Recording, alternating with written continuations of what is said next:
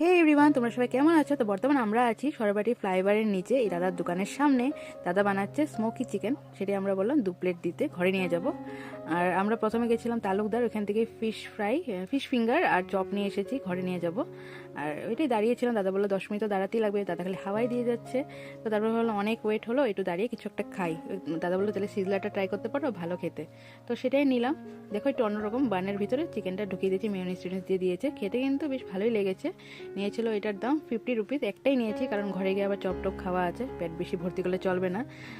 তো ও বললো খেয়ে যে খেতে ভালো আছে, আরেকদিন নেওয়া যাবে। আজকে তো স্মোকি চিকেন অলরেডি অর্ডার দিয়ে দিয়েছে, আর তালুকদার থেকে চপ টপ নিয়ে এসেছে, এত কিছু নিয়ে লাভ নেই কারণ ওই দিন বিহুও ছিল, আবার ঘরে খাওয়া আছে, আর মার বার্থডেও একই দিনে দুটা পড়েছে, 13 জানুয়ারি।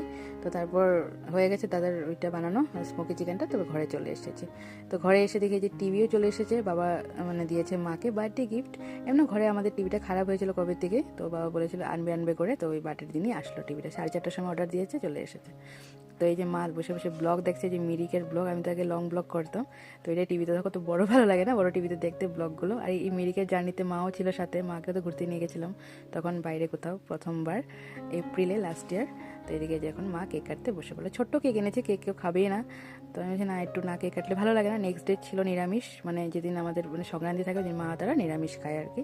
আমার শ্বশুরবাড়িতে আবার আমিষ খায়, পিঠা টিঠা দেওয়ার পর ঠাকুরকে, আমরা আমিষ খেয়ে নিই। এটাই সব জায়গায় সব আলাদা আলাদা নিয়ম।